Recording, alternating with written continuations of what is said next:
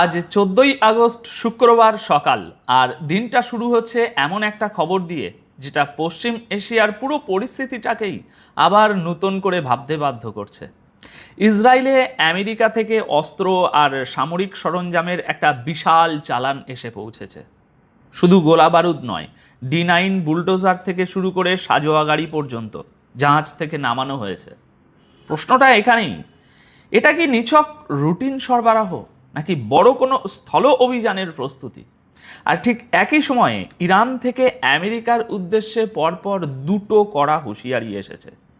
Hormuz প্রণালী নিয়ে যুদ্ধের আশঙ্কা আবার স্পষ্ট হয়ে উঠছে। সেই সঙ্গে ইয়েমেনে হুতিদের বিরুদ্ধে সরকারি বাহিনী একাধিক ফ্রন্টে অভিযান বাড়িয়ে দিয়েছে। এখন সবকটা খবর একসঙ্গে সাজিয়ে দেখলে ছবিটা কী দাঁড়ায়, আজ সেটাই বোঝার চেষ্টা করব। আসুন শুরু করা যাক প্রথম খবরটা দিয়ে, যেটা সামনে এসেছে 13ই আগস্ট সন্ধ্যায়। ইসরায়েলি সংবাদপত্র দ্য টাইমস অফ ইসরায়েল এবং আরও কয়েকটি সংবাদ মাধ্যম জানিয়েছে যে আমেরিকা থেকে আসা একটা বিশাল কার্গো জাহাজ হাইফা বন্দরে পৌঁছেছে। সেই জাহাজ থেকে হাজার হাজার টন সামরিক সরঞ্জাম ও অস্ত্র নামানো হয়েছে। তবে এখানে একটা বিষয় খেয়াল করার মতো, ঠিক কী কী অস্ত্র নামানো হয়েছে তা দেখানো হয়নি, বলাও হয়নি। যা দেখানো হয়েছে তা হলো D9 বুলডোজার, আর্মার্ড গাড়ি, JLTV সাজোয়া যান আর অস্কস ট্রাক। এই নামগুলো একটু বুঝিয়ে বলি, তাহলে আরও ভালো বুঝবেন। D9 হলো ভারী বর্ম দিয়ে ঢাকা বিশাল বুলডোজার, যা যুদ্ধক্ষেত্রে রাস্তা বানাতে বা কাঠামো গুঁড়িয়ে দিতে ব্যবহার হয়। আর্মার্ড আর JLTV হলো সেনা বহনকারী সাজোয়া গাড়ি, আর অস্কস ট্রাক হলো ভারী সামরিক পরিবহনের ট্রাক।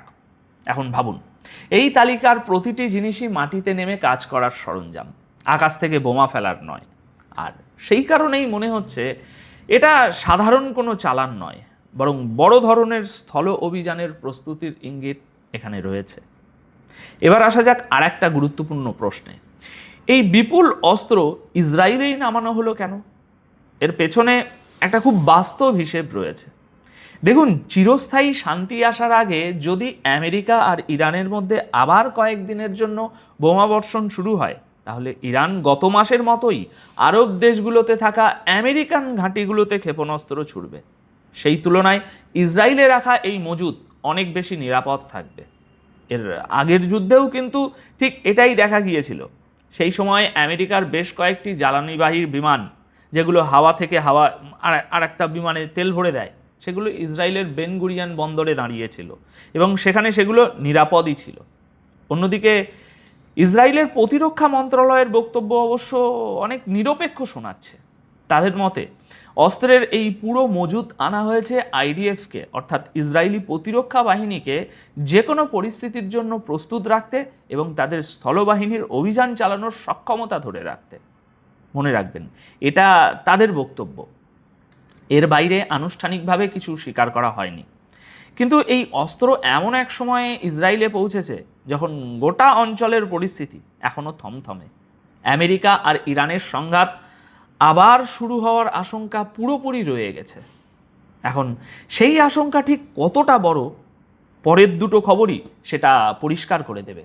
কারণ ইরানের দিক থেকে পরপর দুটো অত্যন্ত কড়া হুঁশিয়ারি এসেছে। এক একটা করে শুনুন। দর্শক বন্ধুরা, হরমুজ প্রণালীকে ঘিরে যুদ্ধের সম্ভাবনা আবার স্পষ্টভাবে দেখা যাচ্ছে। এই পরিস্থিতিতে 13ই আগস্ট দুপুরে ইরান একটি কঠোর সতর্কবার্তা জারি করেছে। ইরান বলেছে, আমেরিকা যদি এবার কোনো ভুল হিসেব করে, অর্থাৎ অসতর্কতায় বা ভুল গোয়েন্দা তথ্যের ভিত্তিতে ইরানে হামলা চালায়, তাহলে এবারের পরিণতি আগের চেয়ে অনেক বড় হতে পারে। কথাটার সোজা অর্থ কি জানেন? আগের যুদ্ধে যত সেনা মারা গিয়েছিল, এবার তার চেয়ে বেশি মারা যাবে। যত হেলিকপ্টার আর যুদ্ধ বিমান ধ্বংস হয়েছিল, এবার তার চেয়ে বেশি ধ্বংস হবে। ইরান মূলত এই বার্তাই দিচ্ছে। ইরানের পররাষ্ট্রমন্ত্রী আব্বাস আরাগাজি বলেছেন, গত যুদ্ধে আমেরিকা তাদের গোয়েন্দা ব্যর্থতার কারণেই ভুল হিসেব করেছিল, আর এখন হরমুজ প্রণালী নিয়ে তার চেয়েও বড় ভুল করার আশঙ্কা তৈরি হয়েছে। এই বাক্যটার ভিতরের ইঙ্গিতটা একটু ধরার চেষ্টা করুন। ইরান বলছে তার চেয়েও বড় ভুল হওয়ার ঝুঁকি রয়েছে, অর্থাৎ ইরান ধরেই নিচ্ছে যে হামলা হবে, দুদিন লেটে হলেও। আরাগাজি আরও বলেছেন, ভুয়া খবরের চেয়ে অনেক বেশি বিপজ্জনক হলো ভুয়া গোয়েন্দা তথ্য। তাই আমেরিকার উচিত অত্যন্ত সাবধানে সিদ্ধান্ত নেওয়া। আর এই বক্তব্য আসছে এমন এক সময়ে যখন হরমুজ দিয়ে বাণিজ্যিক জাহাজ চলাচল ক্রমাগত কমছে।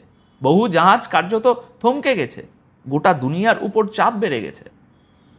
এখানেই আসে সবচেয়ে বিতর্কিত প্রশ্নটা, হরমুজ আসলে কার নিয়ন্ত্রণে? আইআরজিসির সঙ্গে যুক্ত বাসিজ ফোর্সের কমান্ডার হোসেন তাইয়েব তিনি বলেছেন, হরমুজ প্রণালী এই মুহূর্তে ইরানের নিয়ন্ত্রণে এবং ইরানের ব্যবস্থাপনায় রয়েছে। অন্যদিকে আপনারা জানেন, আমেরিকার প্রেসিডেন্ট ডোনাল্ড ট্রাম্প বারবার দাবি করে চলেছেন যে হরমুজের উপর আমেরিকার সম্পূর্ণ নিয়ন্ত্রণ রয়েছে। অর্থাৎ দুপক্ষের বক্তব্যই চরম কড়া এবং একে অপরের সম্পূর্ণ বিপরীত। ইরান বলছে, আমেরিকা যদি এবার নতুন করে হামলা চালায় তাহলে জবাব আগের মতো হবে না, পরিণতি অনেক বড় হবে। তবে একটা কথা আমার মনে হচ্ছে, এবার আমেরিকা যদি হামলা করে সেই হামলাও সম্ভবত আগের চেয়ে বড় হবে, কারণ তারা চাইবে বিষয়টা যেন দীর্ঘ না টানে, যে সিদ্ধান্ত হওয়ার একেবারেই হয়ে যাক। এখন দেখার বিষয় যে শেষ পর্যন্ত কার হামলা পরিস্থিতির ফয়সলা করতে পারে। ইরান এখনো পর্যন্ত শক্ত হাতেই লড়েছে, কিন্তু এখন তারা যা বলছে তা অত্যন্ত গুরুতর। তাদের বার্তা মোটামুটি এই, পেছনে যা হয়েছে সব ভুলে যান, সামনে আরও বড় ছবি আসতে চলেছে। এবার শুনুন দ্বিতীয় ইঙ্গিতটা। ইরানের দিক থেকে আসা এই দ্বিতীয় হুঁশিয়ারি বুঝিয়ে দিচ্ছে যে আজ 14ই আগস্টে এসে যুদ্ধ আবার শুরু হওয়ার সম্ভাবনা অনেক পরিষ্কার হয়ে গেছে। আর সেই কারণেই যুদ্ধের খারাপ পরিণতি নিয়ে সতর্কবার্তা সুরও চড়া হচ্ছে। প্রথমটা ছিল রাজনৈতিক হুঁশিয়ারি আব্বাস আরাকাচির তরফে, এবার একটা সামরিক হুঁশিয়ারি। ইরান স্পষ্ট জানিয়ে দিয়েছে, আবার যুদ্ধ হলে এবার তাদের জবাব হবে আগের চেয়ে অনেক বেশি কঠোর এবং বিপজ্জনক। ইরানের সর্বোচ্চ নেতার দপ্তরের রাজনৈতিক উপদেষ্টা ব্রিগেডিয়ার জেনারেল রাসুল সানাইরাদ তিনি বলেছেন, সাম্প্রতিক যুদ্ধে ইরান শক্ত হয়ে দাঁড়িয়েছিল, ভবিষ্যতে আবার যুদ্ধ হলে ইরান তার চেয়েও বেশি দৃঢ়তা এবং আগ্রাসী কৌশল নিয়ে লড়বে। তিনি আরও একটা কথা বলেছেন যেটা আলাদা করে গুরুত্বপূর্ণ। তার দাবি, ইরানের শত্রুপক্ষ অর্থনৈতিক চাপ দিয়ে দেশের ভিতরে ফাটল তৈরি করার চেষ্টা করেছিল, কিন্তু সেই পরিকল্পনা সফল হয়নি। এবার এই দুটো বক্তব্য পাশাপাশি রেখে একটু দেখুন।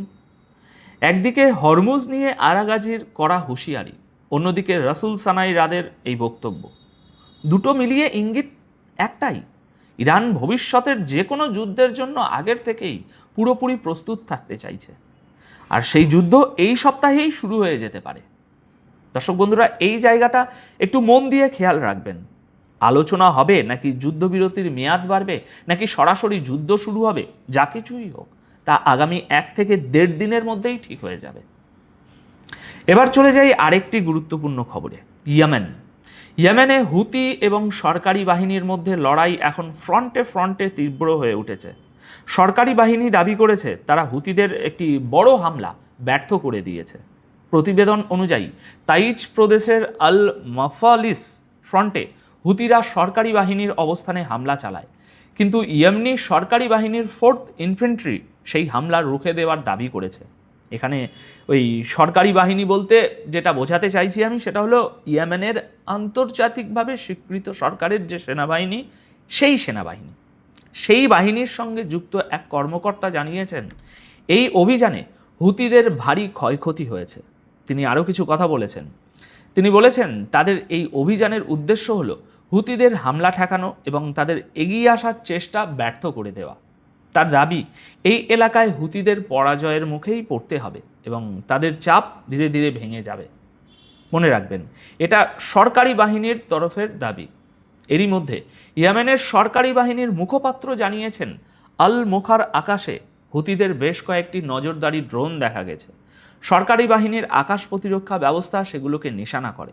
তাদের বক্তব্য অনুযায়ী ওই ড্রোনগুলো যেগুলো উঠছিল সেগুলো ওই সরকারি বাহিনীর অবস্থান এবং আশপাশের এলাকার উপর নজরদারি চালানোর চেষ্টা করছিল, তাই সেগুলোকে ভূপাতিত করা হয়েছে।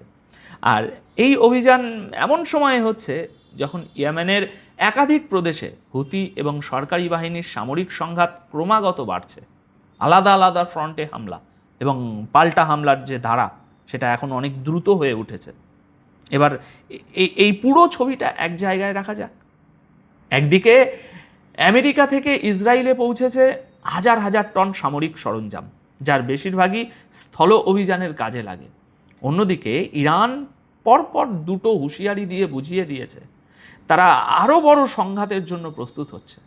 আর তার সঙ্গে যুক্ত হয়েছে এই হরমুজ প্রণালীর নিয়ন্ত্রণ নিয়ে আমেরিকা ও ইরানের সরাসরি বিপরীতমুখী দাবি, আর ইয়েমেনের ফ্রন্টে এই লড়াই। সব মিলিয়ে অঞ্চলটা এখন এমন একটা জায়গায় দাঁড়িয়ে যেখানে ছোট্ট একটা ভুল সিদ্ধান্তই বড় যুদ্ধ ডেকে আনতে পারে। এখন আপনার কাছে আমার প্রশ্ন, হাইফা বন্দরে নামানো এই D9 বুলডোজার আর সাজোয়া গাড়ির এই যে বিশাল চালান, এটা কি সত্যিই কোনো বড় স্থল অভিযানের প্রস্তুতি, নাকি ইরানকে চাপে রাখার একটা কৌশলগত বার্তা মাত্র? আপনার কি মনে হয়? নিচে কমেন্ট করে অবশ্যই জানাবেন। ভিডিওটি শেষ পর্যন্ত দেখার জন্য আপনাকে অসংখ্য ধন্যবাদ। ভালো থাকবেন, সঙ্গে থাকবেন।